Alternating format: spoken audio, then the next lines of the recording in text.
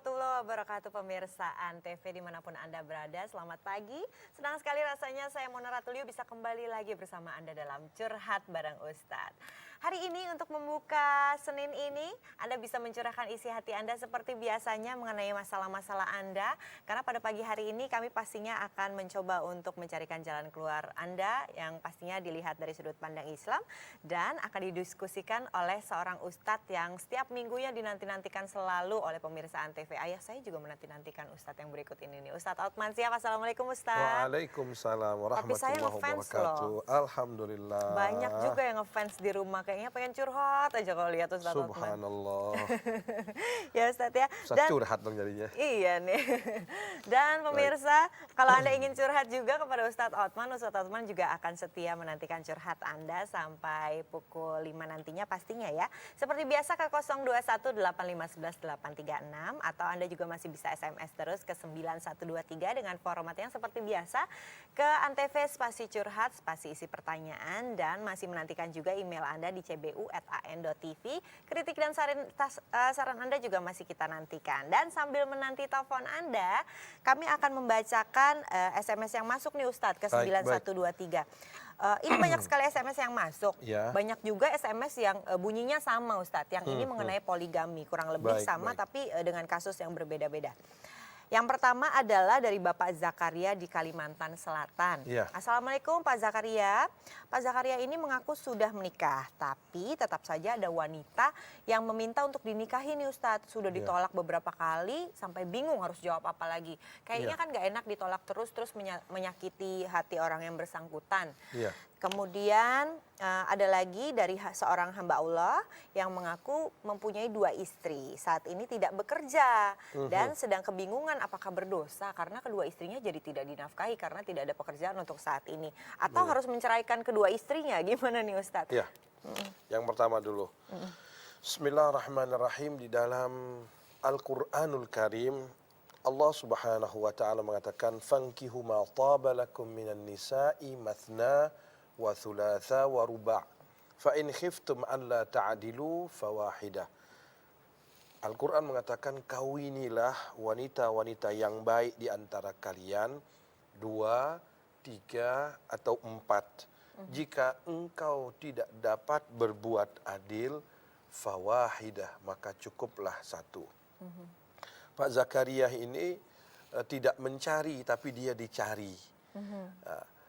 Mau menolak tidak enak, tapi bagaimana perasaan yang satu lagi? Ya kan dalam arti kata perasaan istri yang satu lagi. Nah, dan saya rasa tidak ada istri itu redha terhadap suaminya yang kawin lagi, itu nggak ada seperti itu. Nah, pengennya sih tetap berdua-duaan terus ya Ustadz. Iya, memang itu sudah kudrahnya seorang wanita tidak akan menerima siapapun selain daripada dia. Walaupun sudah nenek-nenek diinfus, kalau misalnya suaminya itu mau kawin lagi, pasti infusannya dibuka, dibilang aku nggak sakit, kita pulang aja. Nah jadi Pak Zakaria, mohon maaf Pak Zakaria, jadi kita menolak seseorang untuk memperbaiki rumah tangga kita boleh dong. Ya kan, ketimbang kita masuk nanti akan terjadi sesuatu yang lebih dahsyat lagi. Akhirnya kesini tidak dan kesini tidak seperti itu. Nah oleh karena itu terus terang saja beristikharahlah kepada Allah subhanahu wa ta'ala. Karena apa? Karena kita bingung untuk memutuskan. Tetapi istikharah yang sebenarnya adalah dengan akal dulu. Ketika akal sudah buntu baru mintalah musyawarah kepada yang lain. Kalau musyawarah juga tidak bisa, maka dengan apa? Dengan yang ketiga, mohon salat kepada Allah subhanahu wa ta'ala, apa jalan yang terbaik.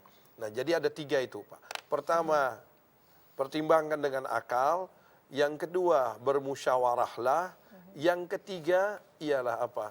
Istikharah kepada Allah subhanahu wa ta'ala. Nah yang kedua, mempunyai 2 istri. 2 istri. Tapi dua-duanya nggak dinafkahi karena saat ini tiba-tiba nggak punya kerjaan lagi. Ini musibah sebetulnya.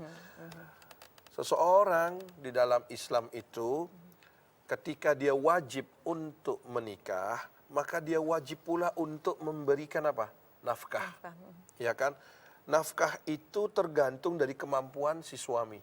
Istri tidak wajib dalam Islam memberikan nafkah. Ada istilah yang sangat populer, harta suami adalah harta istri, tapi harta istri bukan harta suami. Itu yang paling nggak enak itu. Hutang istri, hutang suami, kalau hutang suami pasti bukan hutang istri. Ya kan? Nah, di dalam Islam wajib seorang laki-laki itu memberikan nafkah. Wajib hukumnya. Bahkan setelah diceraikan juga, ya kan, masih diberikan namanya mut'ah, pemberian untuk kelanjutan dia. Kalau seandainya sudah diceraikan dan punya anak, itu nafkahnya untuk anak wajib juga hukumnya. Nah, jadi Pak Zakaria di sini mohon maaf Pak Zakaria, hamba Allah yang tadi, bukan Pak Zakaria, hamba Allah. Di dalam Islam itu kalau kita tidak bisa memberikan nafkah kepada istri kita, tanya kepada dia redha atau tidak. Kalau dia redha, berarti Anda terlepas dari melanjutkan. Tapi kalau dia tidak redha, mintalah dari dia. Karena ada hukum Islam ialah wajib menceraikan istri kalau dia menzaliminya. Yang kedua, wajib juga menceraikan istri kalau istri itu fahisyah, mubayyinah, yaitu fahisyatin mubayyinah. Dia berselingkuh dengan yang lain. Yang kedua, sunnah menceraikan istri kalau dia tidak dapat memberikan nafkah, kecuali istrinya redha terhadap dia. Kalau istrinya redha terhadap dia, dia tidak diberikan nafkah. Aku nggak perlu nafkah zahir, tapi aku perlu nafkah batin, dan aku punya uang. Alhamdulillah kalau dia redha, selesai. Baik. Selalu menarik saja ya Ustadz ya kalau topik mengenai poligami ini, dan pemirsa kalau Anda masih ingin bertanya seputar poligami ataupun permasalahan apapun, tunggu kami setelah azan subuh berikut ini.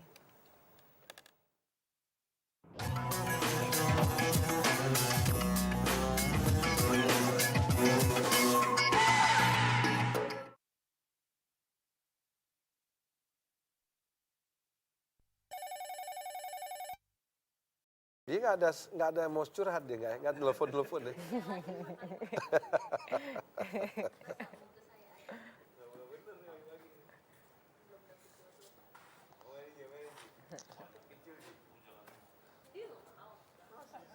Nggak ada yang telepon gitu, gimana Pak cara cari jodoh?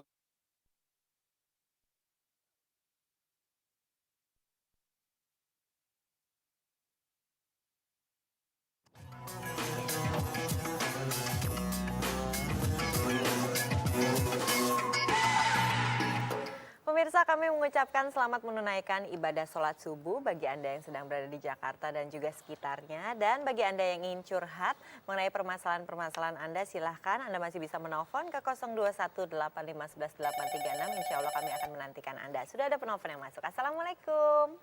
Salam. Iya Ibu, dengan Ibu siapa Bu? Hamba Allah di Medan. Ibu hamba Allah di Medan, silakan Bu. Saya ingin tanyakan bagaimana kalau barang yang kita gadaikan, uangnya kita bawa ke haji. Memang digadaikannya khusus untuk ongkos naik haji atau gimana Bu? Disisihkan aja apa gimana? Bukan, misalnya untuk belanja-belanja tambahan begitu. Oh, untuk tambahan naik haji. Oke. Baik Bu, di dalam Islam itu Bu, ada persyaratan haji man istata'a ilaihi sabila. Artinya bagi yang mampu. Ya kan, kalau kita menggadaikan barang kita kemudian lagi ada berbunga-bunga dan macam-macam Bu, itu memberatkan ibu. Sebetulnya ibu belum dikategorikan mampu untuk pergi haji. Karena apa? Karena pergi haji itu persyaratannya adalah kemampuan dari dua segi. Satu segi kemampuan mental, satu segi ada kemampuan materi. Kalau ibu tidak menggadaikan sesuatu, ibu tidak bisa jajan dan lain-lain, berarti ibu belum mendapatkan kewajiban untuk pergi haji. Nah, oleh karena itu persyaratan pergi haji itu ialah apa? Man istata'a ilaihi sabila. Jadi lebih baik tidak pergi haji ketimbang ibu menggadai ini, menggadai ini, menggadai ini. Nanti pulang akhirnya ibu repot lagi, subhanallah ya. Baik. Jadi insya Allah kalau ditabung jadi lebih baik lagi uangnya ya Ustaz. Iya. Dan kami masih menerima telepon Anda di 0218518836. Ada penelpon yang masuk. Assalamualaikum. Assalamualaikum. Waalaikumsalam. Iya, selamat pagi Bapak. Dengan Bapak siapa Pak? Bapak siapa? Dengan Pak Wahid ini. Bapak Wahid, di mana Pak Wahid? Di Surabaya itu. Di Surabaya, silahkan pertanyaannya, curhatnya. Iya, ini Alhamdulillah. Selamat pagi. Assalamualaikum Bapak. Waalaikumsalam Pak Wahid. Fadal. Silakan Pak Wahid, silakan. Ini ya Pak petunjuk ini. Jadi ada salah satu teman mempunyai permasalahan yang cukup pelik saya pikir ya. Dia sekarang sampai melarikan diri karena sudah dilaporkan ke kepolisian dan kasus perkosaan gitu. Iya. Perkosaan ya. Tetapi teman saya ini sumpah-sumpah kepada saya tidak sampai melakukan perkosaan. Dalam arti tidak sampai melakukan hal seperti itu. Iya. Nah, dalam pelariannya itu malah sekarang ini teman saya itu di lingkungan barunya sampai dipercaya untuk menjadi khotib dan sebagainya. Iya, baik. Aktif di dalam kehidupan Baik. beragama Sosial, lah. ya. Rupanya benar-benar taubatnya Tuhan mungkin begitu. Iya. Nah, pertanyaannya untuk taubat seperti ini ya, apa harus menyerahkan diri ke kepolisian, memendam permasalahan ini sendiri dengan banyak istighfar atau bagaimana, Ustaz? Baik. Bismillahirrahmanirrahim. Pak Wahid, ini ada dua sisi Pak Wahid. Yang pertama sisi dia kepada Allah Subhanahu wa taala, itu antara dia dengan Allah Subhanahu wa taala. Dia taubatan nasuha, mudah-mudahan taubatnya diterima Allah Subhanahu wa taala. Amin. Tetapi permasalahan yang keduanya, dia punya kesalahan antara manusia sampai dia dituntut memperkosa. Nah, ini nggak cukup dengan taubat seperti itu, harus dia selesaikan dengan baik-baik. Dalam arti kata, kalau dia tidak merasa memperkosa, mengapa dia harus lari? Ya kan, hadapi al-haq huwal haq, al-batil huwal batil. Yang hak itu tetap hak, yang batil itu tetap batil. Dan kita nggak bisa Pak Wahid, kita menimbang satu perkara dari satu sisi saja. Dalam arti kata, saya tahu bahwa dia sudah sumpah, sudah segala sesuatu, dia tidak melakukan hal-hal yang demikian. Akan tetapi dari sisi yang satu lagi menuntut bahwa dia diperkosa. Apalagi dia sudah berada di dalam satu tempat, ya kan. Nah, ini perlu pengkajian khusus pada kepolisian. Kalau saya melihat, untuk apa dia lari? Dia hadapi apa yang dia harus pertanggungjawabkan dalam hidup ini. Karena Allah Subhanahu wa taala akan membela sesiapa saja yang hak. Ingat Pak Wahid, Allah Subhanahu wa taala menyatakan dalam sebuah hadis qudsi, apabila aku cinta kepada hambaku, akan kuuji dia. Akan kuuji dia. Pada dirinya, hartanya, atau anaknya. Kalau dia sabar betul-betul menghadapi ujian itu, sungguh di hari kiamat Allah mengatakan apa? Istahaitu fi yaumal qiyamah.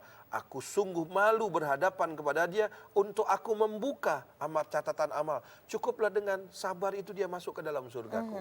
Baik Pak Wahid, Anda masih di sana? Kalau ingin saya tanyakan, kalau Pak Wahid Iya. ini tahu keberadaan temannya di mana, Iya. Pak Wahid sendiri gimana posisinya? Ya Pak? sebenarnya Pak Wahid itu, ya kan, kalau betul-betul dia percaya kepada kawannya, dia harus mengatakan, kau nggak bisa seperti ini hidup. Karena apa? Hidup dikejar-kejar oleh polisi. Walaupun apalagi kau jadi khotib, jadi seorang ustadz misalnya. Masih punya tanggungan ya Nah Ustaz? seperti itu, hadapi segala sesuatu. Mengapa kita berbuat kemudian kita harus lari? Harus kita pertanggungjawabkan perbuatan kita.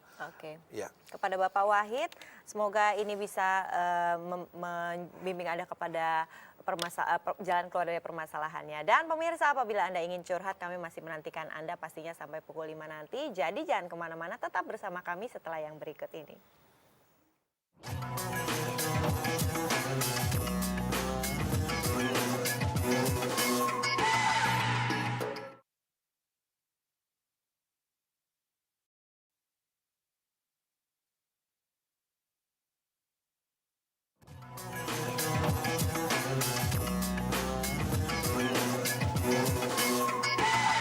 Pemirsa, terima kasih Anda masih bersama Curhat Bareng Ustadz. Anda masih bisa curhat ke 021 815 836. Ustadz Othman Shihab menantikan Anda sampai pukul 5 nanti, silahkan.